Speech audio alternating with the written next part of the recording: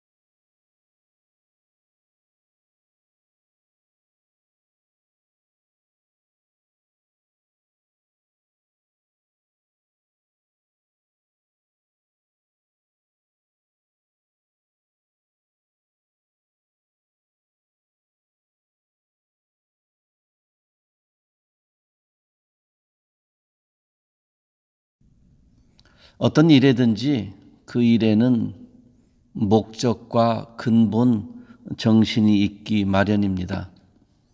그런데 그걸 놓치면 왜 이 일을 하는지, 이렇게 하는 본래의 뜻은 무엇인지 그걸 놓치면 피곤하기도 하고 오해하기도 하고 그것과 관계된 사람들과 관계도 무너지기 쉽습니다. 숙제를 예를 들어보죠. 학교 다닐 때 학생들에게 선생님들이 숙제를 내줍니다. 숙제를 내주는 목적이 뭘까요? 학생들을 힘들게 하기 위해서 숙제를 내주는 것일까요? 그렇지 않습니다.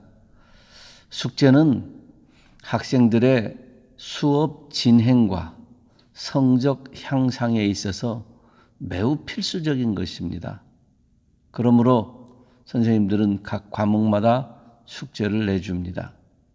그것을 지금 내가 숙제하기에 좀 힘들다는 이유 때문에 본질과 목적을 잊어버리고 불평하다 보면 숙제는 숙제대로 잘 안 되고 성적은 성적대로 떨어지고 그리고 선생님과의 관계도 안 좋게 되기 마련입니다. 하나님께서 가나안 땅에 들어가기 전에 이스라엘 백성들에게 10의 1조에 대하여서 오늘 본문에 말씀하십니다. 10의 1조를 포함한 성경에 있는 헌금에 대하여 생각할 때 하나님께서 왜 헌금하라 하실까요? 왜 10의 1조 하라 하실까요? 하나님께서 물질이 부족하신가요? 하나님의 물질이 필요하신가요? 왜 그럴까요? 오늘 본문에 보면은 이런저런 헌금을 통해서 하나님을 경외하도록 한다 하는 말씀이 있습니다. 그러니까 결국은 우리의 헌금 생활이 하나님 앞에 더 경배하며 우리의 마음을 열어 우리를 주께 드리는 그런 신앙의 표현이 됩니다. 특별히 오늘 본문에 보면은 10의 1조를 드릴 때 매년 그러라 그랬습니다. 이 매년이라는 말은 해마다 거르지 말고 정기적으로 규칙적으로 그렇습니다. 그러니까 항상 규칙적으로 10의 1조를 드려라 하셨는데 이거는 상황과 여건이 달라졌어도 그것과 상관없이 지켜야 되는 약속과 같은 것이죠.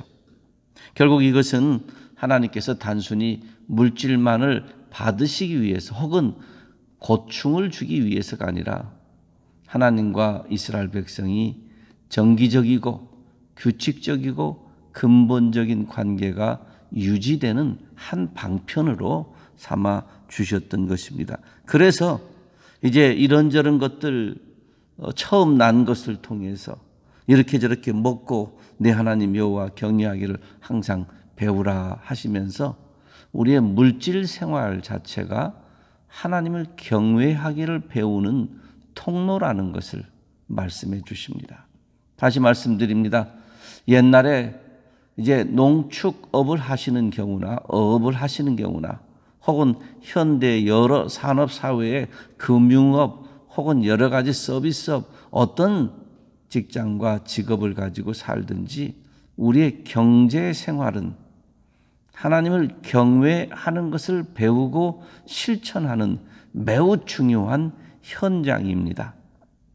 교회 안에서 예배드리는 좌석에서만 하나님을 경외하는 것이 아니라 우리의 모든 일상 속에서 하나님을 경외하는 것을 배우고 훈련하고 실천합니다. 현대 헌금에 대하여서 보는 두 가지 시각이 있죠. 하나는 경제적 시각이요, 또 하나는 신앙적 시각입니다. 경제적 시각이라는 것은 뭐든지 이제 돈이라는 관점에서 봅니다. 헌금이라는 표현보다 돈이라는 관점, 수입과 지출, 어느 정도 수입이 되고 얼마나 지출이 돼야 되고 여기에 노동이 어떻게 들어가서 어떻게 생산이 되는지 이런 모든 것들을 포함하여서 경제적 시각으로 물질을 봅니다. 헌금도 당연히 경제적 시각으로 보는 거죠. 그런데 경제적 시각으로 본다고 하면 아무리 많은 물질을 낸다고 해도 하나님 앞에서 인정받는 헌금이 되기 어렵습니다. 과부의 두렙돈을 기억하시죠? 바리새인들이 많이 내는 헌물들 기억하시죠? 하나님이 인정하신 것은 그 마음을 다해서 드린 헌물이었습니다. 이것을 우리는 신앙적 시각에서 드리는 헌물이라, 헌금이라, 헌신이라 그렇게 말할 수 있습니다. 우리의 헌금은 11조든지 주일헌금이든지 감사헌금이든지 무엇이든지 간에 어떤 제목으로 어디에 내는 헌금이든지 간에 하나님을 향한 우리의 신앙의 고백의 표현입니다. 우리의 신앙 고백입니다. 하나님이 주셨다는 고백이고 하나님이 우리에게 채우신다는 고백이며 모든 좋은 것은 위로부터 온다는 신앙의 고백입니다. 그런 신앙의 고백이 없이 드려지는 물질, 그건 경제적 시각이죠. 헌금뿐만이 아닙니다. 오늘 우리의 하루 20시간에 24시간의 모든 삶을 경제적 시각에서 해석을 하면 계산을 합니다. 그런데 우리 하루 24시간의 모든 우리의 인생의 모든 부분들은 신앙적 시각에서 해석을 해야 합니다.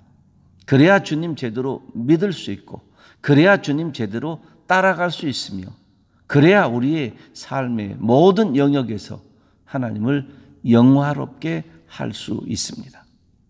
부디 오늘 하루도 대부분 많은 분들이 집에 계시겠지만 무엇을 하든지 누구와 함께 있든지 혼자 있는 시간에서도 내 인생과 내 시간과 내 신앙과 내 물질과 내 건강과 이런 모든 것들을 경제적 시각이 아니라 신앙적 시각에서 해석하고 그래서 신앙적 시각으로 잘 세워나가는 하루가 되기를 소원합니다. 하나님께서 11조와 헌금에 대한 얘기를 하시면서 이 재물을 가지고 성전에 가야 되는데 성전이 멀면 어떻게 할 것인가 구체적으로 또한 말씀해 주십니다. 그렇죠. 흠이 없는 짐승을 바쳐야 되는데 너무 멀어요. 어떻게 그러면 소를 양을 데리고 가겠는가? 길거리에서 지치고 피곤하고 병들면 어떡하는가? 그래서 하나님께서 만약에 너무 멀면 돈을 가지고 가서 그것을 재물을 그때 가서 사라 그랬습니다. 우리 예수님 예루살렘 성전에 들어가시니 여기저기 비둘기 파는 자, 또 염소 소리도 나고 양 소리도 나고 또 뭐 동전 바꾸는 소리도 나고 그랬던 배경들이 바로 이런 말씀이죠. 이것은 원래 하나님의 특별하신 배려입니다. 제사를 드려야 될 이스라엘 백성들이 너무 멀어서 그렇게 할 수 없으니 배려해 주시는 겁니다. 하나님의 이런 배려는 여러 곳에 많이 나타나는데 재물에 대해서도 설명하실 때 가난하면 그저 작은 새 한 마리 밀가루까지라도 허락해 주신 그런 하나님이십니다. 저는 이것을 하나님의 사랑의 융통성이라 이렇게 부르고 싶습니다. 하나님의 사랑의 융통성. 예배, 제사처럼 엄격한 게 어디에 있겠습니까? 얼마나 엄격합니까? 성막을 지으라고 하실 때 하나님 얼마나 엄격하게 치수를 재고 그리고 넓이, 종류, 뭐 여러 가지 많은 것 다 엄격하게 알려주시고 제사 제도에 대해서도 엄격하게 알려주셨습니다. 그런데 그렇게 엄격한 제사를 말씀하시면서 멀면 돈을 가지고 와서 살아. 하나님의 사랑의 융통성. 왜 그렇습니까? 하나님께서 이스라엘 백성을 사랑하시기 때문에 그렇습니다.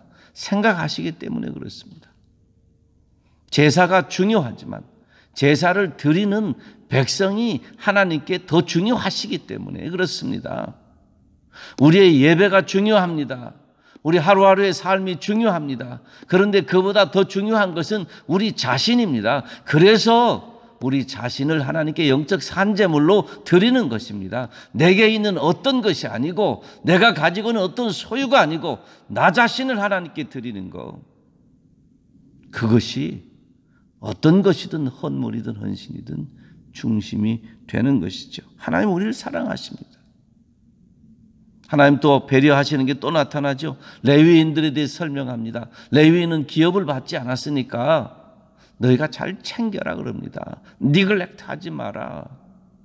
레위인만 그렇습니까? 오늘 본문의 마지막 절에 보면 구약의 3대 소외당한 자들이라고 할 수 있는 고아와 과부와 나그네들 이들 챙기라는 겁니다. 매 3년에 한 번씩 10의 1조를 또 구분해 가지고 이들을 돕고 챙기고 섬기도록 하나님이 구체적으로 말씀해 주십니다. 사랑하는 성도 여러분, 현대 우리가 살고 있는 사회는 경제적 사회가 되었습니다. 옛날 저희들 어린 시절에는 공산, 민주, 남한, 북한 그래서 소련, 미국 뭐 이래서 냉전 시대 사상이 중요했었습니다. 그런데 이제는 사상은 경제보다 뒤에가 있습니다. 옛날에는 그냥 전쟁하는데 요새는 무역전쟁이라는 말이 나오죠. 경제가 가장 우선순위로 올라와 있게 된 세상에 우리가 살고 있습니다. 그러므로 재물은 우리에게 어느 면에서 축복이기도 하지만 재물은 가장 넓은 죄의 길이기도 합니다. 곳곳에 깔려있는 재물의 유혹들이 죄의 욕심에 탐욕에 연결되어 있을 때는 그때는 그 모든 것들이 죄를 짓게 하는 문이 되고 맙니다. 사랑하는 성도 여러분, 저는 우리 교회 성도님들 위해서 기도할 때에 재물 때문에 걱정하지 않고 물질 때문에 통곡하지 않도록 기도합니다. 너무 배가 고파서 힘들지 않도록 기도합니다. 그러나 우리에게 주신 물질이 축복이 되기 위해서는 하나님이 주셨다는 것을 인정해야 되고요. 내 손가락의 힘이 아니라 하나님이 더해 주시는 은혜로 산다는 것도 기억하셔야 되고요. 하나님의 것을 구별해야 되고요. 이웃의 것도 구별할 줄 알아야 되고요. 그리고 나아가서 나에게 주신 내 것도 제대로 잘 사용해야 합니다. 하나님의 사랑의 융통성이 오늘도 우리에게 임합니다. 우리는 죄인이요 더럽고 추하지만 하나님은 오늘도 우리를 인내하시며 인도하시며 도우시며 세우십니다. 감사함으로 이 하루 사시되 내게 있는 경제적 모든 영역이 신앙적 시각으로 재해석되어서 경제적 시각으로 교회와 내 신앙을 바라볼 것이 아니라 신앙적 시각으로 세상과 경제를 바라보며 의인은 믿음으로 말미암아 산다 하였으니 오늘도 믿음으로 사는 의인의 삶을 사시기를 우리 주님의 이름으로 축원합니다. 기도하겠습니다. 하나님 아버지 감사합니다. 오늘도 하나님께서 이 하루 허락하여 주셔서 시작했습니다. 신앙적 시각으로 살게 하여 주시옵소서. 자꾸 경제적 시각이 늘어나서 근심도 경제에서 생기고 염려도 불안도 경제에서 생기는데 하나님 아버지 물질이 중요하고 소중하고 꼭 필요하지만 그러나 하나님을 바라보는 성도요 예수 그리스도로 인하여 구원받은 하나님 나라의 백성인 것을 잊지 아니하게 하여 주셔서 우리가 무엇으로 살아가는 사람이 잊지 아니하게 하시고 오늘도 믿음으로 살게 하시고 신앙적 시각으로 세상을 바라보게 하시고 신앙적 시각으로 사람들을 바라볼 수 있도록 하나님이여 역사하여 주시옵소서. 하나님께서 모든 일에 목적과 뜻을 두시고 행하시니 오늘도 우리에게 주시니 하루에 뜻과 목적이 있는 줄 믿습니다. 이 하루의 뜻을 잘 이루어드리는 저희들 되게 하시고 그래서 하나님을 경외하는 것이 깊어지게 하시고 하나님과의 관계가 더 날마다 새로워지는 저희들 되도록 주님이여 오늘도 우리에게 성령 하나님으로 역사하여 주시옵소서.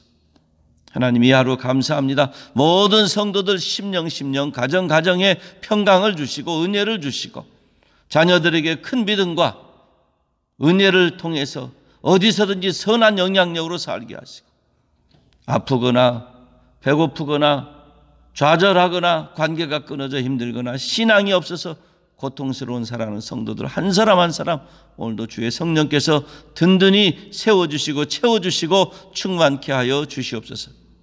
오늘도 주님 외롭게 지내는 분들에게 동행하시고 친구 되어주시고 말씀해 주시고 고통 가운데 있는 자들에게 주님의 고통을 덜어주시기 원합니다. 병원에 입원해 있는 성도들 한 심령 우리 성도의 가족들 한 생명을 주의 오른팔로 든든히 보존하여 주시옵소서. 강건하게 하시고 회복되게 하여 주시옵소서. 온 세상의 코로나로 인해서 어려운 때에 주님께 더 가까이 가는 기회가 되게 하시고 주님을 모르는 자들은 주님을 아는 기회가 되도록 하나님 역사하여 주시옵소서. 오늘도 수고하는 모든 심령을 축복하시고 위로하시고 새롭게 하여 주시옵소서. 오늘도 정직하게 하시고 신실하게 하시며 겸손하게 살게 하시고 성령 충만하여 살게 하시기를 간절히 소원합니다. 우리 주님의 십자가 사랑을 나누기 위해서 수고하는 모든 손길들, 십자가의 구원의 복음을 증거하기 위해서 수고하는 모든 발걸음들을 주님 기억하여 주시옵소서. 이 하루 주님께 드립니다. 영광 받아주시고 특별히 우리 어르신들을 주님이여 강건하게 지켜주시고 맑은 정신 주시고 수족의 새 힘을 더하여 주시옵소서. 안보하여 주시옵소서. 이제 이번 주일날 모두 주차장에 모여서 함께 예배드리는 어머니 주일에 주님 얼굴과 얼굴을 서로 맞대지는 못해도 반갑게 맞이하는 서로 볼 수 있는 귀한 기회 되도록 강건함으로 지켜 인도하여 주시옵소서. 이 하루 주님께 드리며 감사드리며 예수님의 이름으로 기도하옵나이다. 아멘. 하늘에 계신 우리 아버지여 이름이 거룩히 여김을 받으시오며 나라의 임하옵시며 뜻이 하늘에서 이룬 것 같이 땅에서도 이루어지이다. 오늘날 우리에게 일용할 양식을 주옵시고 우리가 우리에게 죄 지은 자를 사하여 준 것 같이 우리 죄를 사하여 주옵시고 우리를 시험에 들게 하지 마옵시고 다만 악에서 구하옵소서. 대개의 나라와 권세와 영광이 아버지께 영원히 있사옵나이다. 아멘. 가정에서 오늘 새벽 예배를 드리신 사랑하는 성도님들, 또 주차장의 차 속에서 또 출타길의 차 속에서 예배드리신 성도님들, 교회에 앉아서 또 나중에 이 동영상을 보시는 모든 분들, 오늘도 우리 하나님의 신실하심이 역사하니까 믿음으로 사시고요. 이미 우리를 구원하셔서 예수 생명으로 새롭게 하셨으니 오늘도 새로운 의의 생명으로 사시기 바랍니다. 죽은 자처럼 살지 마시고 산 자처럼 사시기 원합니다. I grace you.